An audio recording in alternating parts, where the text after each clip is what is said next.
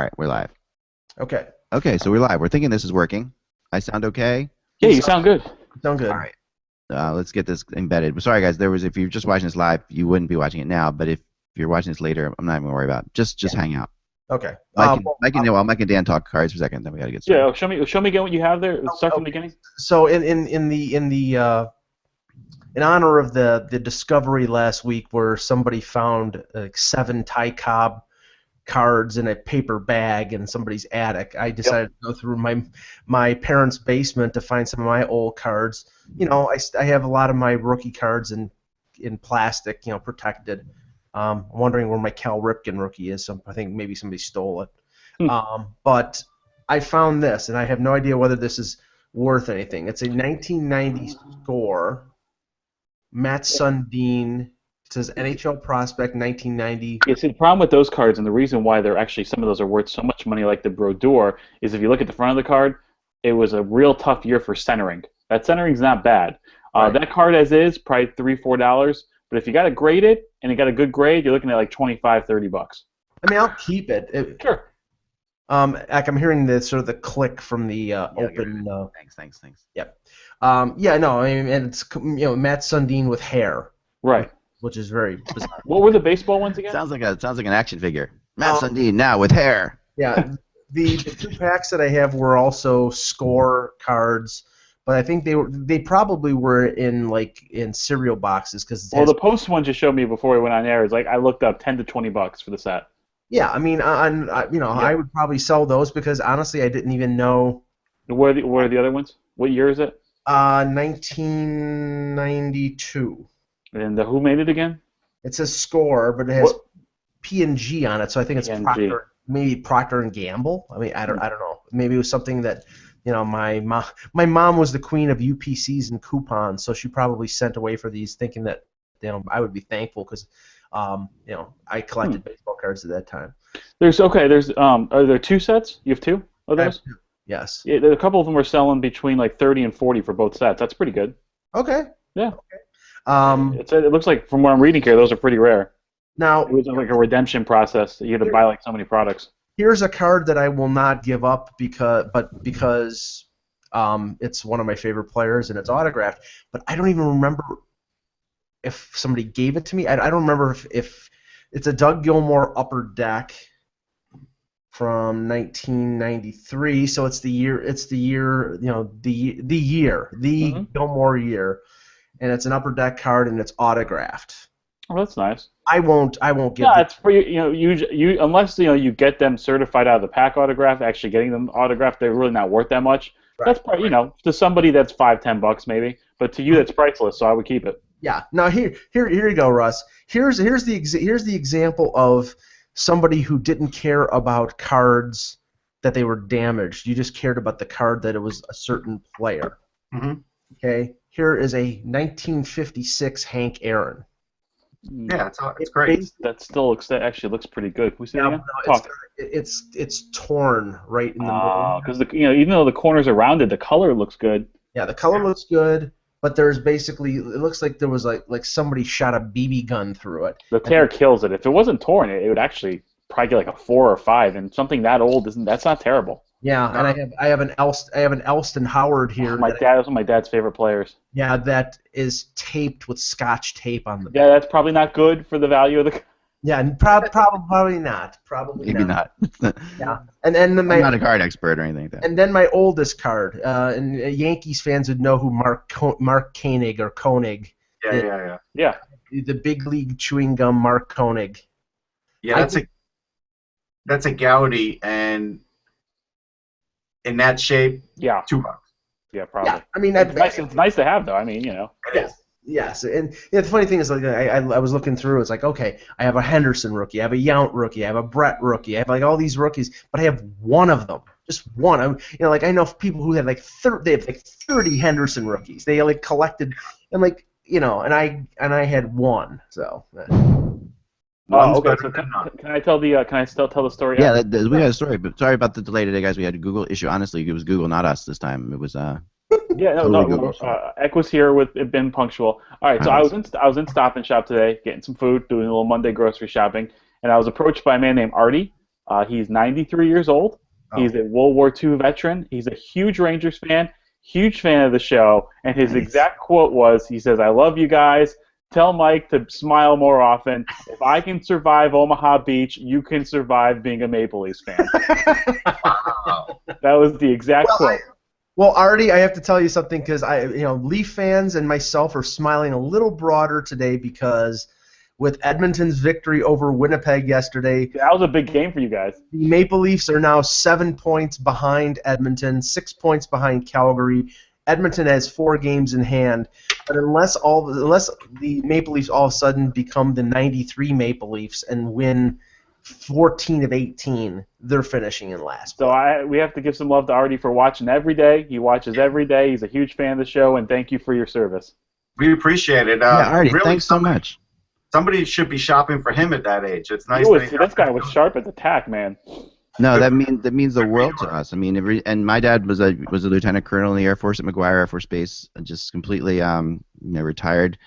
Joined the Air Force because he was going to get drafted anyway in the Vietnam War, and he thought he could control his situation better, and then retired after Gulf War I, being stationed at the very top of the top point of Maine, a town called Caribou, Maine. Oh my God, my grandmother's from Caribou, Maine. No way, really? Yeah, I never met anyone else from there. It's like there's an Air Force base there. Wow. That's where my dad was stationed. My dad was stationed there during Gulf War I, helping. He flew missions. My dad, one of the coolest things about my dad's life was and this is I just as crazy as this is to say, it's my dad's birthday. We're talking about this. I just realized that. Oh, happy birthday.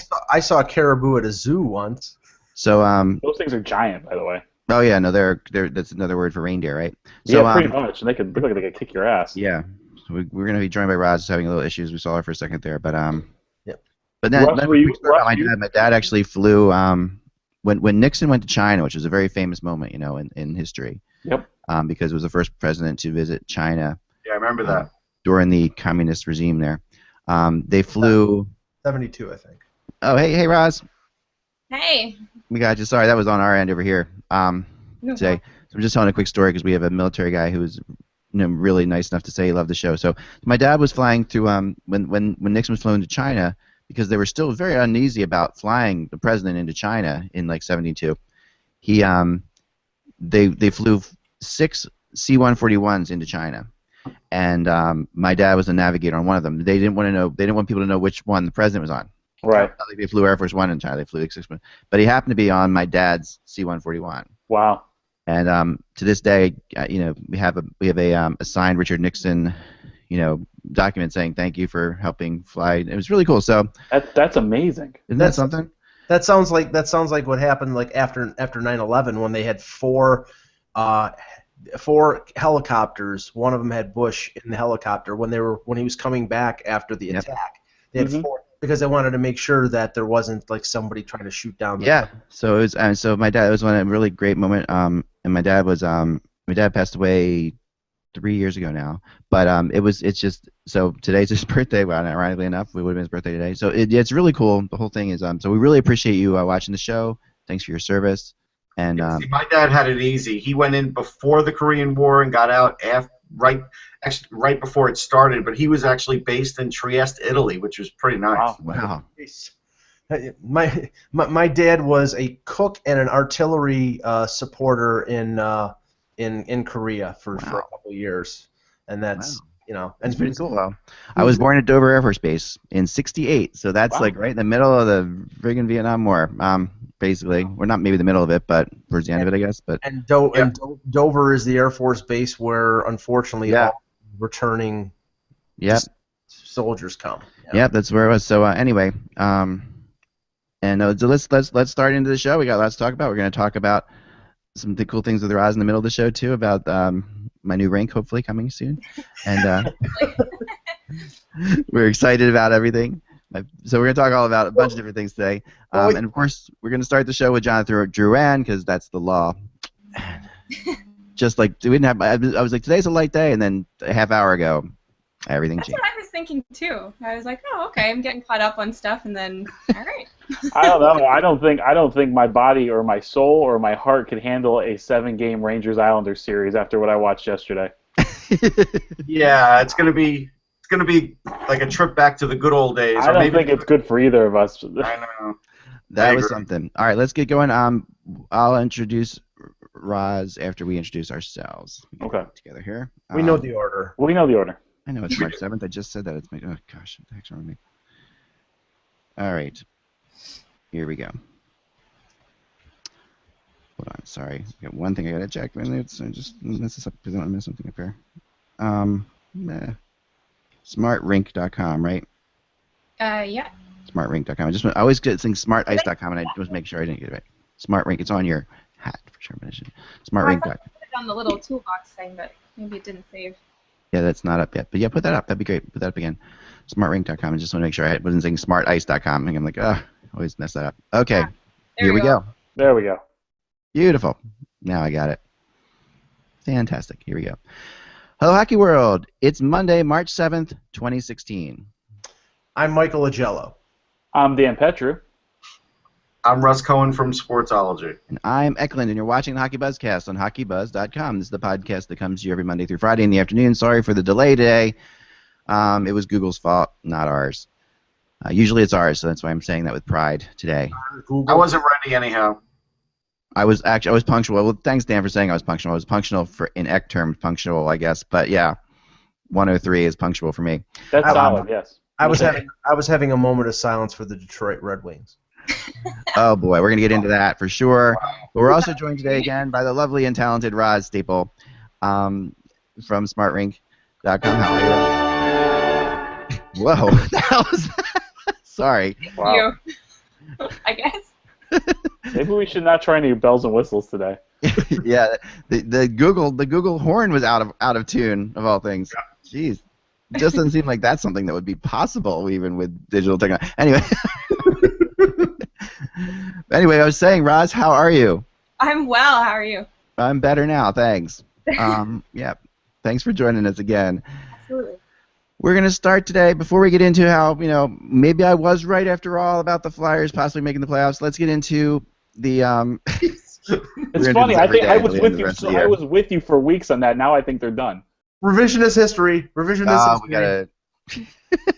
It's so funny that it's the Flyers. When people are like, you're a homer, but they are the one team who's got a shot. So it's not just... It is I the feel only like 15 of the 16 spots are locked up. Yeah, so it's only... How many spots are locked up? You said 8? I would feel like maybe one in each conference. Maybe one in each conference is up for grabs. Right there.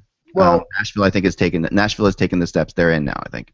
Yeah, it's either Colorado or Minnesota in the West, and in the East, it's one of maybe 3 or I think Pittsburgh. Pittsburgh, they lost one game this weekend, but then they came back and they beat New Jersey. I mean, Carolina's out of it. New Jersey lost Schneider for a couple weeks, so they're probably out of it. Ottawa lost to Dallas. They're probably out of it.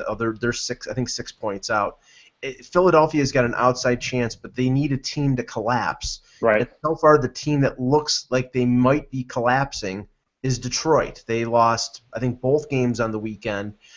Peter Mrazek all of a sudden has stopped stopping the puck, which might be a problem. But to be fair, Mike, they played Chicago back-to-back, right? We talked about their schedule. Their schedule is crazy easy after these 2 games against Chicago. Mm-hmm. Now, but Detroit-Chicago is always a... Did you see it? Were you at the game in Chicago? I wasn't at it, but I was watching, so I saw it. Yeah. Yeah, it's such a great rivalry, and it's interesting that now it is a shame. That's one of the biggest shame things about Detroit moving east was that rivalry. And now them putting both those games back to back was kind of cool. I think it was kind of neat. But yeah, Detroit. So Mike left. I guess I just took Mike off and left. But anyway, I'll continue talking to you folks. But I do agree that I think the Islanders, though. I think the Islanders have put themselves in. I think the Islanders have worked their way out of the 6-1 road trip helps. They've played very well, and they've not even played well. They've just found ways to win. Yeah, I wouldn't say they're playing good hockey. I wouldn't say they're playing great hockey, but they're finding ways to win. They're winning ugly in wide open games. They're winning ugly in close games, and they're coming back and scoring late and then winning in overtime. They're just finding a way. It's not been perfect, but they're finding a way. Yeah, they really are. And that fourth line, man, that fourth line's been their best line. Isn't it funny? This is the time of year for fourth lines. And this in the playoffs, I mean, it's the fourth line in the playoffs. I'm always convinced. If you look at the Stanley Cup champions for the last several years, the fourth line, you can draw a direct correlation to the fourth lines getting hot at the end of the year and then the playoffs. These fourth lines are just so vitally important, right? I mean, the Hawks have always had a great fourth line going into the playoffs. The Kings' fourth line, this is a great thing. But they could conceivably have double-digit goals from all three of the guys in the fourth line. That's unheard of. Yeah, that I don't know if that's happened in a while. I mean, that's really something. That's maybe true. The Bruins team, maybe one of the Bruins teams when they had Kelly and maybe those guys. Paille and Campbell and maybe those guys. Yeah, low line. Yeah, maybe, but yeah, fourth line is something else. They've been really impressive. But even the Kings' first cup, Jordan Nolan, that whole fourth line was great. Jared Stoll. They were really good. I mean, you need four lines to make it through the playoffs for sure, and quite often that's the difference. Mike? One of the main reasons the Devils made that surprising run to the final a few years back was that fourth line with Steven Gianta on it. I think it was Bernier. Ryan Carter, too. Yeah, it was Carter, Bernier, and Gianta, and that line was phenomenal. They scored key goals, and they were energetic, and they were a team that had to rely on goaltending and opportunistic offense. They contributed. So, yeah, I agree with the point. A fourth line is very important, but if you look at the teams, the contenders in both the East and the West, I mean, other than the Rangers getting Stahl and Chicago getting Ladd, every team basically made tinkering Plan B type moves. They didn't make the big move. And it's funny if it's cap related or whatever, but LA, you look at it, Versteeg and Scuderi, those aren't exactly impact moves. It's depth moves, and maybe that makes a difference. Anaheim adds Jamie McGinn. I mean, I'm a week out, a week after the fact, I'm looking back at the deadline and saying, not much was accomplished. Yeah. It's funny because I know he only has one goal, but he's created a bunch of chances. He's hit the post a couple of times, but Shane Prince he's really rejuvenated that third line. He looked great in the Ranger game. He looked really good last night. He's creating chances. He drew a couple penalties, and he's doing exactly what they needed to do. He injected some life into that third line. Actually, I forget who it was when they had a 2-on-1. Had he been able to make a pass to Prince, he would have gotten a goal, but I forgot who it was. Do you remember who that was? I think it was Lee. Lee tried to get it over to him. Yeah, it was Lee. Lee was trying to do too much with the puck, and one of the Rangers slid to block the shot, and if he'd have gotten the pass off before that, they'd have gotten the goal. Yep, yeah, he's been pleasantly surprised. I thought he would be good, but he's been a pleasant surprise. Oh yeah, no, for sure. I wouldn't call him a difference maker, but he's done exactly what I think they needed him to do. That was the thing we said when the trade was made, or at least I said, you can't expect him to be a difference maker, but I knew he would add something to the lineup because he's a talented guy. Right.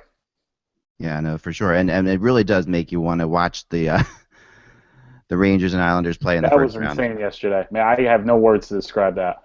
I mean, yeah, that series we got to see it. We all say as hockey fans we want to watch that game, and we did, but they don't even use that game on NBC. They show a different game that night. You would think if they had the flexibility, they would have made that a night game and showed that game later. It seems like they're not drawing ratings nationally, and I got to blame it on the Islanders. Sorry, Dan. I don't know what else it could be. Well, what have we done wrong? I mean, we're playing our part. No, you're playing great. I just think it's the viewership because why would that's not true. When they were on rivalry night, it was the highest rated Wednesday night game of the season.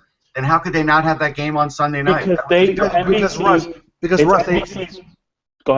Russ, they had to show that bustling rivalry between St. Louis and Minnesota. That's why. Because NBC has 10 teams and they just rotate. That's what it boils down to. And they have no flexibility either. That's the thing. They should be able to flex games. They have flexibility. Yeah, there's really no reason for in this day and age not to. And there's no reason. The NHL Network should be able to pick up games too and make them national games. Make them national. They'd still be blacked out locally, but they need to be able to add games when they see fit. Because there's no doubt that MSG had a better regional number than either of those markets for that game. Absolutely. I would guarantee it. Yes. Oh yeah, that's for sure. I really want to see them play, and I think that this week we're going to get a lot more of a focus because the Penguins and the Islanders play again. They play I think they play tomorrow night. Correct? Tomorrow night, yeah. So that's a good one. I mean, the race just gets better. The Flyers now have won. They won 5 of 6 on their homestand, which is they did lose to Edmonton in there, but Edmonton's been beating a lot of teams right now. Edmonton's playing very good hockey. But they won 5 of 6 of the homestand. Yep, which is really good. Now the Flyers' next 2 games are against the streaking Tampa Bay Lightning, who've won 9 in a row. So these next 2 games, it's Monday, and then the Flyers don't play again until Friday. Man, if they could find a way just to get 2 points out of that, I think they'd be happy. Yeah, they got to get the 2 points out of that. But if they can get a couple wins there, they play tonight. No, so this is the last home game, right? So they've won 4 of 5 so far at home. So this is the 6th game. And then they play on Friday on Tampa. They play on Friday at Tampa. It'll be it'll be tight again. And the Bruins have actually picked it up as well. You know, they were the team I predicted to fall out because of their schedule. Now they still have a hard schedule to come.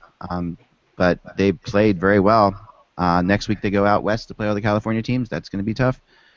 So I think it's still wide open. But the Red Wings, did fall off. I just think that their schedule's too easy to the rest of the way. I don't think they're going to fall out completely. I think this is still a battle of the Penguins and Flyers, and possibly the Bruins. Although the Bruins are a couple wins away from making it just be a 2-horse race in my mind. But again, you're still talking about 4 points for the Flyers, and they don't play Detroit, right? They do play Detroit. They do play Detroit? Okay. Still going to make it tough. No, it's still tough. I mean, and catching. I don't think Detroit's going to fall out of it. I think it's going to come down to Pittsburgh and Philly. Let's talk Jonathan Duran because we really just have to. And I want to get Roz's opinion. Roz has been a hockey player for a long time, and so what's happening now is Jonathan Duran is coming back now. He's been invited back, or not? I don't know if he was invited back. No. He wasn't invited back. Okay, explain. He said he would return, and they lifted the suspension. Wow. Okay. All right. So that's it's not like they.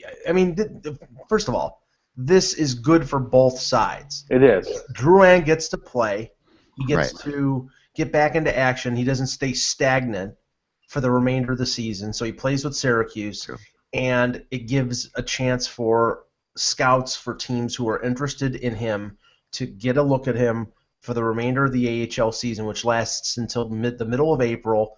And I'm not sure if Syracuse is in a playoff position or not, but if they get into the AHL, into the Calder Cup playoffs, that gives them even more time for other teams to evaluate and then make a trade. I mean, according to Yzerman, Joe Smith of the Tampa Bay Times was asked if the relationship between Drouin and Tampa Bay was salvageable long term, and Yzerman said, "I'm not going to rule anything out." Of course he's not, because if he says no, he's putting himself back into a corner. But I'm telling you, John Cooper's not going anywhere, and the problem here is the role that they have given him under John Cooper. Now that may change if they let Stamkos go during the summer, because then he'll be given a bigger role. But if not, I don't see anything changing here. I have a hard time. Wait. I have a hard time with this.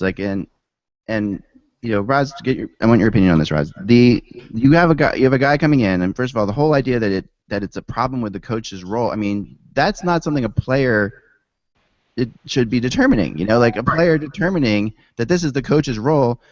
I mean, what do you think of if you're on a team, Roz, and a player goes out and then comes back in, and it's sort of, what's your opinion on this thing? It's a tough one, because I put myself in a position of being on that team and then having this guy come down and then decide not to play. I don't know. It would be hard to have him back and think great things, because he didn't want to play with us. So it would be tough. But at the same time, I would look at it as he's a really talented player and he could really help us. Like Mike said, I don't know if they're in a playoff contention, but having a player that's talented is always a good thing. So if his attitude is right and and he wants to be there, it's definitely going to help him, and it should help the team as well. But as a player, it's kind of one of those things you got to wait and see how it goes when he gets on the team. Yeah. Could there be some resentment towards him in the locker room, Roz?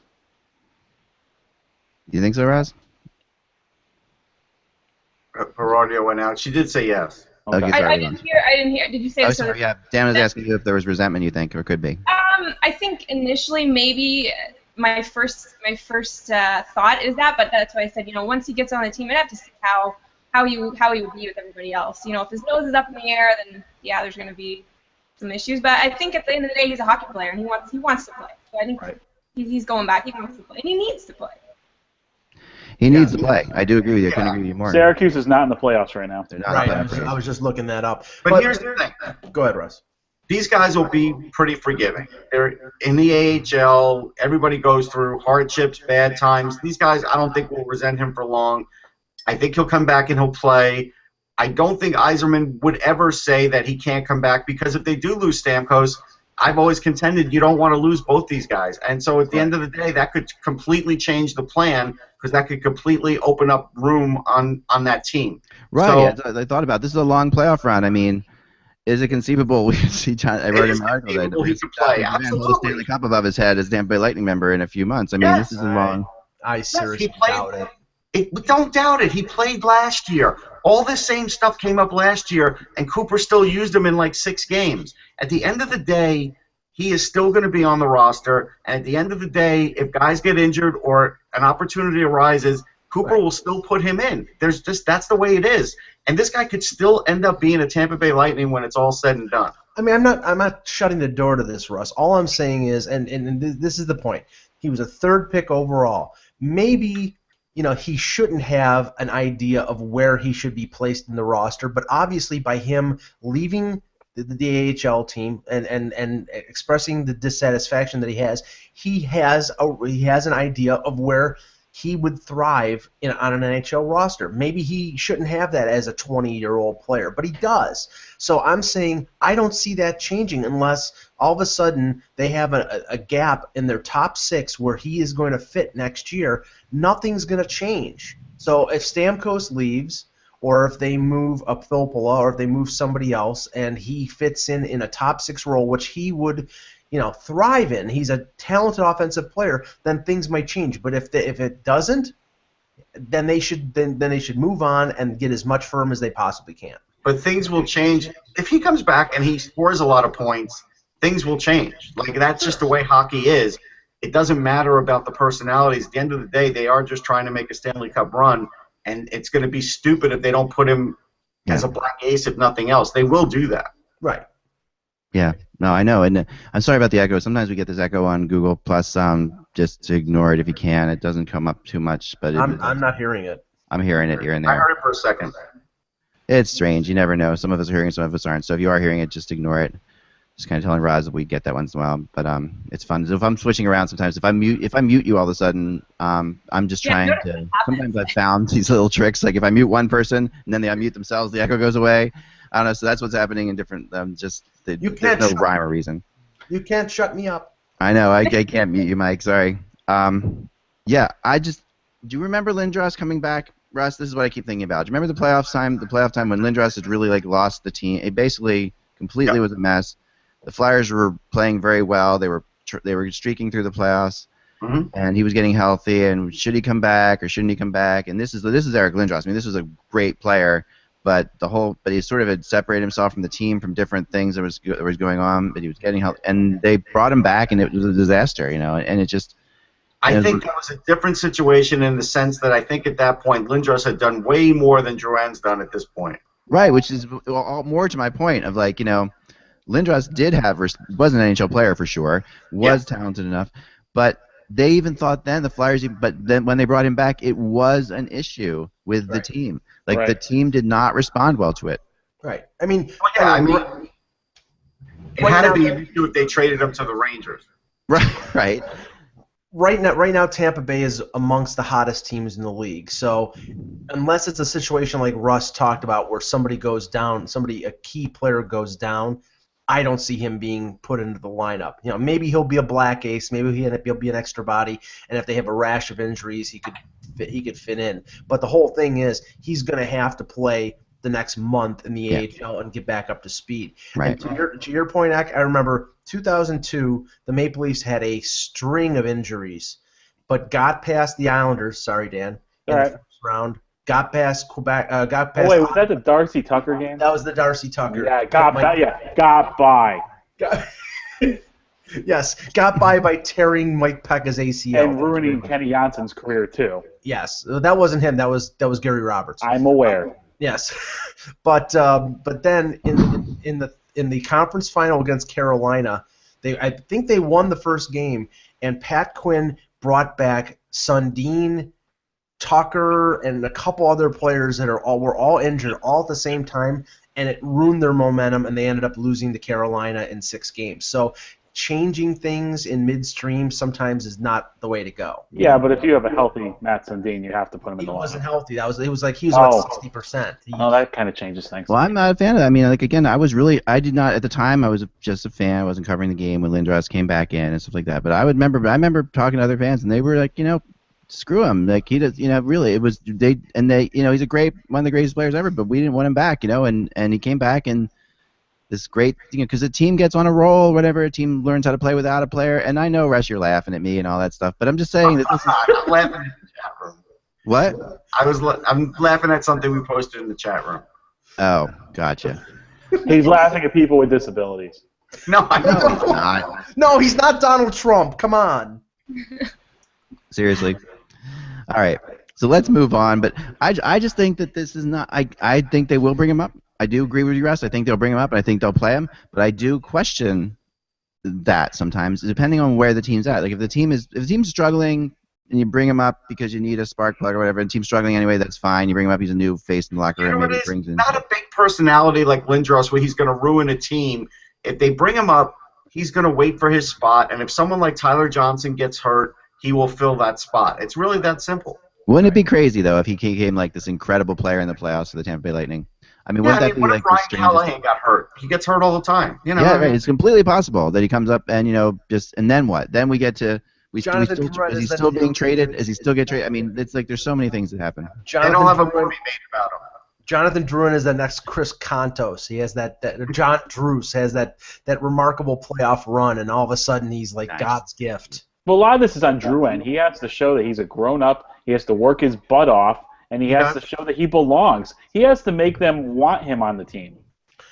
Yeah, well, he's back, and he'll be back, and it'll be interesting. I mean, he needs to go to Syracuse and put up 15 points in 10 games. Right. Yeah, and in my history, I think Raz is exactly right. There's going to be a moment of like, what can you do for us? But if he comes in and plays really well, you're going to be happy he's there. I feel like the resentment might be worse in the AHL than the NHL because you have a lot of guys down there fighting tooth and nail. And Dan, I didn't pick up on any of that because when I was at the game that when he left, they were in Toronto playing the Marlies, and I was part of the media scrum that Rob Zettler, the Syracuse coach, was in, and he basically said, he's been he's been professional, he's been everything that we expected, and if he wants to come back, he's going to be welcome back. There's now that might have been damage control. Yeah. But I agree. I think it's probably true. But there is somebody on that team, and being members of the team, there's some guy who's been going on the buses with everybody everywhere who's not going to play because Jonathan Drouin has decided he's going to play. Sure. That's going to happen. It wasn't nearly as bad, but I can tell you that Nino Niederreiter, when he was having his spat with the Islanders, was disliked more in the Bridgeport locker room than he was in the NHL locker room. Yeah, because you're right, Mike. There's people are competing, and and Dan, that these guys are actually competing for jobs, and it's not like they're like, they want to win, but there's somebody on that team that's going to be shafted by this. Somebody who's been really playing hard, who's been a member, who's been a friend, a family member to these guys. Because in the AHL, they are way more families, I think. They feel like a family more than they do in the NHL because they spend a ton of time together on buses and all over the place. They're not just like popping into their fancy hotel rooms. They're barnstorming across North America, trying to make ends meet as hockey players. So some guy is going to be left at home and on a trip, and because I just think that's I don't know. That's why you should never do this. There's more to it than I know it's a business and everything like that, and I know Jonathan Drouin's doing what he thought was smart business-wise, but there's more to it than that. Why don't we play prognosticators here and give a percentage of whether he'll be on the opening night roster in Tampa this October? But it's tied to Stamkos, so I can't answer. Zero. I think zero. I think zero chance he's on Tampa. I disagree. I don't think it's zero. I think if Stamkos goes, they can't trade him. Right. Unless he can raise his value and they get an outstanding deal. They can still trade him. He brings back a lot. He still has a lot of value. You'd rather have 2 or 3 players than him, perhaps. He's worth more to the team if they trade Stamkos than if they're keeping Stamkos and they have to trade him. His worth is more to that team. That's if they true. lose No, a it's big true. guy. And the limitation that was in place with Tampa before the deadline is gone during the offseason because they weren't able to take back anybody who had a significant salary because of their cap issues. But if they trade Stamkos or let him walk via free agency, and the situation in Tampa doesn't improve for Duran, they have to move him. They can take back, for example, a Kevin Shattenkirk and his $4-something million salary because they have the room all of a sudden. So I think the landscape changes in the summer. I think it's about an 85% chance that he's gone this summer. Remember, Oren Cools almost traded Steve Stamkos to the Rangers. Do you think they would have gotten equal value for Steve Stamkos knowing the kind of player he is now? No way. No way. Yep.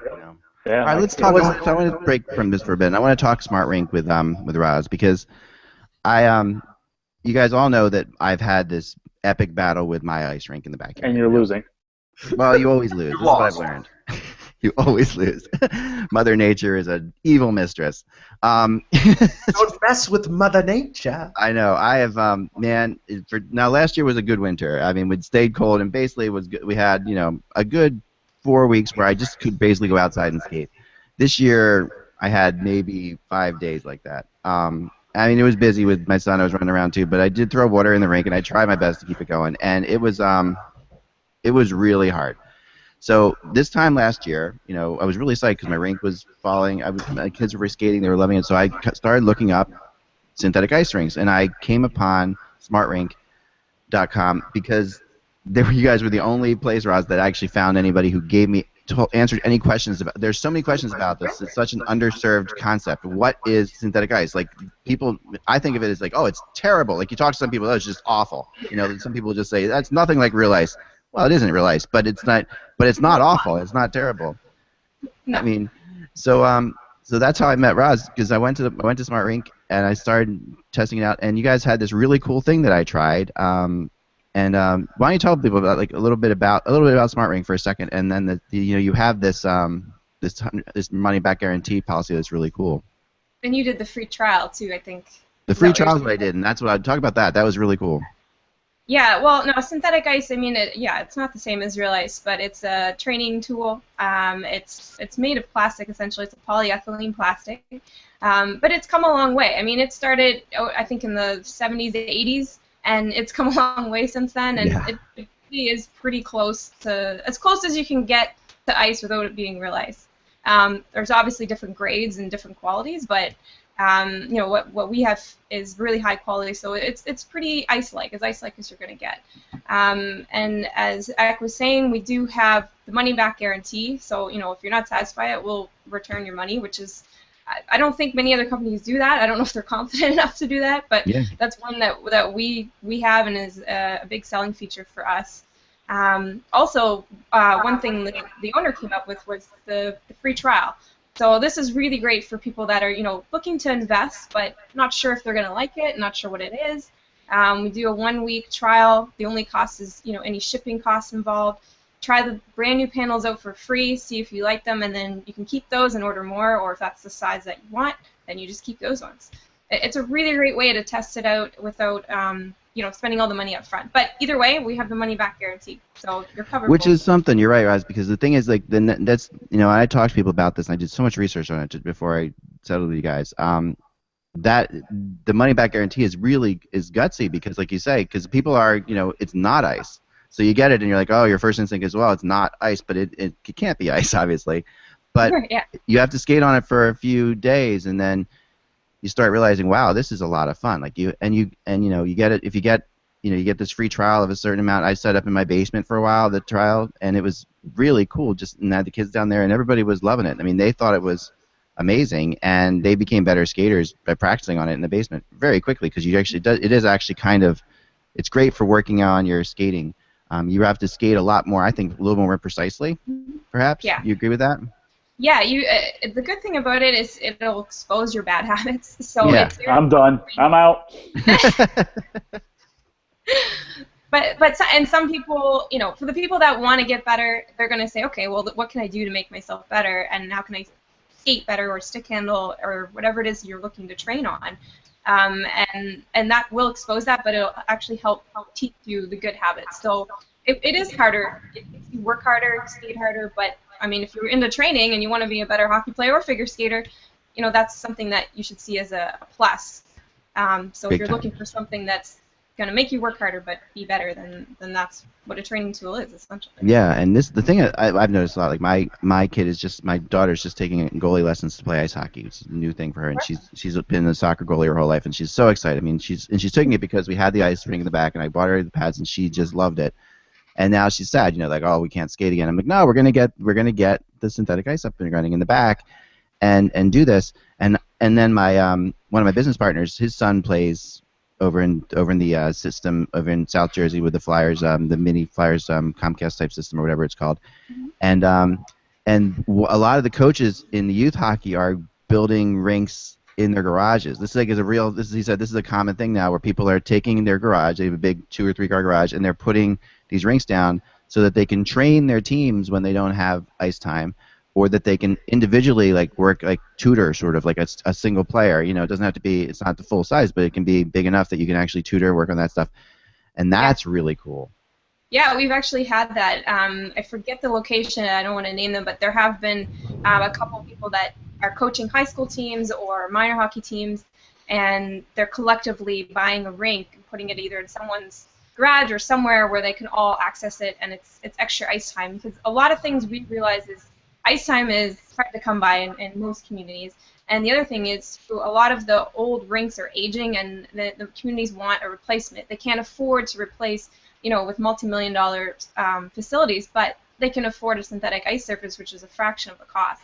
So it's a win-win, and for, as you were saying, you can use this all year round. It doesn't have to be cold. You can use it when it's in the summer. You can use it, when it's snowing and raining. It's very versatile. Yeah, and I'm not gonna have to do what I have to do now, which is like if have an alarm tweet me at 2 in the morning to go outside and spray water on. I've been literally broken down by Mother Nature. There was a storm that came. It was the rink was looking fantastic. I had it in incredible shape, and then suddenly you look at the weather and it's going to rain like an inch and a half tomorrow, and it's going to be 50 degrees, and I'm like, oh geez. So I'm out there with a tarp, trying to get a tarp over a 40 by 20 foot thing that I built, and the next morning I come out and the tarp is all sunk down onto the ice, and the warm water now is warm. The water is from the rain is collected on the tarp, warmed up, and just melted the entire thing. So after nearly killing myself for like 4 hours trying to get the tarp to try to shield it from the rain, I literally built my own demise. And it's like you're out there and you're like, oh my god, it's just like it doesn't become fun anymore. No, it doesn't. No, that happens a lot, though, and I get that all the time. People will say, the weather isn't what it used to be, and we can't keep our outdoor rink anymore, and this is a solution. If you think it's going to skate the exact same as real ice, it gets him out of the ice rink maintenance game, which obviously he was no good at. Yeah, he's never going to be working on the Winter Classic. Dan, you are not. Yeah. I actually literally talked to the ice guy at the NHL and asked him what I should do, because I've tried everything. and he said, quit. Yeah. And he was like, you should try Smart Rink. No, you're the man who this was made for. Because if you're not able to be a full-time Zamboni, this is not quite able to put that kind of time in. So smartrink.com is the website. Definitely check it out. I know you can email info@smartrink.ca, or call the number. Here's the website. So smartrink.com. Roz will get in touch with you, or somebody will get in touch with you. Tim, I've had him on before. I did a podcast with him last year, and that totally fell apart. We have to do it again because I had an issue with my stupid computer. But I'm going to have him on again to talk to him about it because he's fascinating. He's one of the most. I mean, this guy knows synthetic ice like no one. Yeah, and he's a hockey dad too, so he can relate to most people that are trying to buy this. So he's great to talk to about all of that. So my goal is to be nice enough to Roz and everybody that I'll be able to have a rink shortly. And no, we're going to be buying a rink in the next month and a half or so. We've been setting money aside, and we're really excited about the whole thing because right now I have my trial panels, and they're ready to go. I brought them in the garage when I put the other rink out there, but I'm looking forward to it. When it's all set up, it's going to be really great. It's going to be really great. We'll take lots of pictures of it. Of course, I'll take video of it and have you guys check it out. And you can get, the cool thing is I'm going to get a center line on the rink. I'm getting a crease, like that, like with a blue crease and everything like that. All that is available. Yeah, we can do the lines and creases and make it really nice if you want. Yeah, no, I'm going to do that. You can even do your corporate logo on there. I was thinking about doing that too. So maybe it'd be just a lot of fun stuff you can do. So thanks, Raz, for talking about it. So many people have asked me about it since I started talking about it last year, and I wanted to have somebody who knew what they were talking about, because he's not just doing it to avoid Mother Nature, but actually this is a really good thing. So yeah, no, it's really great. Yeah. Awesome. So that's smartrink.com. Check it out for sure. This was a cool story I saw. Well, first of all, I don't know if you guys saw a couple little fun stories here that I have. Zdeno Chara just had twin boys. Aww. How about that? Twin boys. And that's pretty cool. I mean, these are, of course, guys will be drafted in the third round next year probably. I was gonna say the big and tall store in Boston better stock up. Oh There's a defensive pairing in 19 years. Can you imagine? So years from now, it'll be like, it won't be the Sedin twins. It'll be the Chara twins on defense. Talk about twin towers. Can you imagine it? It'll be Zdeno Jr. and Zachary, the double Z's. Oh my God, I know. I mean, these kids will, these kids will be born with a hockey stick in their mouth. The killer Z's. It's gonna be awesome. I'm really happy for him. Zdeno Chara is such a classy guy. He sure is. I saw his first game that he ever played as a pro. It was a preseason game he played for the Islanders in the Spectrum. I'm sorry, those were bad teams. I know, in the Spectrum, okay? So the Spectrum, before the Spectrum goes down, it was in the Spectrum. I was his fan there. I gotten tickets 3 rows up from the ice. So I was literally, they went to take a face-off, and he was standing, right on the boards there, right in front of me, and I'm like, this guy is enormous. It was just, I didn't know who he was because I was just going to the game, but I was there with a date at the time, and she was like, are all hockey players that big? I'm like, they're not that big. I'm like, that's just, he looked like a baby giraffe, too. He looked completely he looked like he didn't know how to skate. His skating looked like a baby giraffe trying to skate for a few years. But it all worked out. Used to talk about him in the AHL, who actually watched him there and just said it was horrible. Yeah. He's a project, and sometimes guys take time. It paid off. Sure did. Ironically, there's a defenseman in the Blackhawks chain who's been up and down a couple times, Victor Svedberg, who, let's not compare him to Chara, other than the fact that I think he's 6'8" or 6'9". Right. Have you seen him, Roz? Have you seen him play? Oh yeah. No, I mean it's just it's interesting to watch because he's so much taller than most people on the ice, and it's just, I don't know, it's fun. It's fun to watch. But I mean, Svedberg, I miss him. I like watching him play. Yeah, but he's a little slow of foot, and that's that's the Full for him. When you're about the same size as Manute Bol, but it's, I mean, if he could ever make that leap that Chara did, because as Dan was saying, at the beginning of his career with the Islanders, he was definitely not the formed player that he was when he eventually went to Ottawa, and then obviously Boston became one of the more impactful guys in the league. So, but having that kind of size has definitely been an advantage for him. Doesn't hurt, I mean, and I mean, there are funny things that you still see with Chara, even though he's as big and even though he's gotten a little bit older and probably slowed down a little bit, you'll see players go in like Wayne Simmons recently. I remember him skating into the corner and Chara had the puck, and Wayne Simmons is tough to knock off his skates. He just gets in there, and literally, it's like a 10-year-old boy, like going in against his father. He just flops down, and he hits Chara, bounces off him like a rubber band, and Chara's not even reacting to it. It's just completely. It was crazy. I mean, he is so strong and so big. He's like the Will Chamberlain of the NHL, because Will Chamberlain was like that in the NBA. He wasn't the best player because he had some shortcomings, but he was the strongest guy. He was not the biggest, but he was the biggest in the Bill Russell era, so for a little while he was the biggest. And same way, very imposing. You couldn't do anything to him practically. The only guy who could beat Will Chamberlain was Will Chamberlain, and Chara's sort of the same way. Yeah, the guys who were taller than Chamberlain in the NBA were like Kareem, who were really thin and not. But he was 7'1" or 7'2", and he was a man. He was muscular. He was big. Yeah. And like Shaq or like Moses Malone was a little smaller, but he was freakishly strong. He was. Right. Oh yeah, no, he's just crazy. I mean, he's such a. Oh my gosh, and just watching him play, he still has the game. He's still tough. I mean, the rumors this year about him possibly being traded were interesting, but I can't see him being traded. No. He'll retire as a Bruin. You would think so. I mean, you never know. We don't see that very often anymore, right? Well, I think his contract. I think because he took an extension and his salary drops down from like over $7 million, I think, to around like 4.5 or 4.8. So they calculated that there was going to be a drop in his play based on his age, and now his salary is a little more accommodating. So if he does a Yager thing and he wants to continue to play and he doesn't, he can positionally play well. He just doesn't have the mobility he had 4 or 5 years ago. And if he does that, he could stay around for a few more years. It's kind of a breaking story here, guys. I just got this is according to 91.9 The Sport in Quebec. Okay, that the NHLPA has been informed that Quebec City is excluded from NHL expansion. Oh. So yeah, I know. Make it 8. No, not yet. Yeah, that's it's kind of a strange story. I mean, it's just it's a radio station reporting this 20 minutes ago that Quebec's been excluded from the expansion. It's surprising because from what I've heard, everything I've heard, that wasn't the case. That the NHL even years ago said that when they went to build the building, they basically talked because they're building the stadium there. They talked to the NHL, and the NHL said, "You build the stadium, you'll be good to go."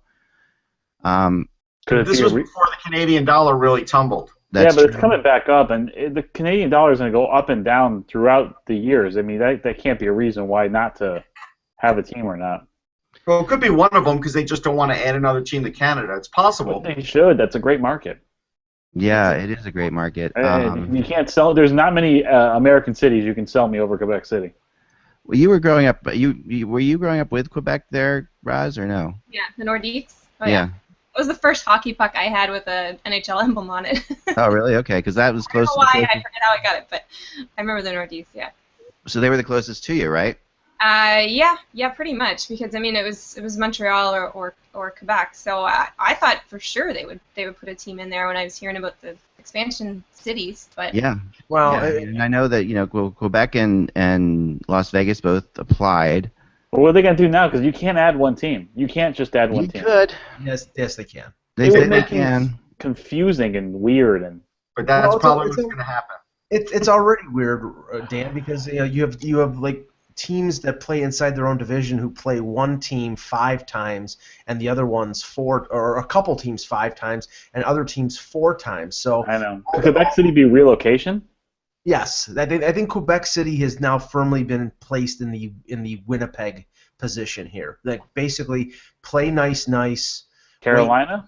Wait until the Canadian dollar goes up, and we'll give you your team then. But because maybe because the Canadian dollar is so bad right now, Yeah, and it's 75 today. It's bouncing back a little bit. it is bouncing back. I watch it hourly.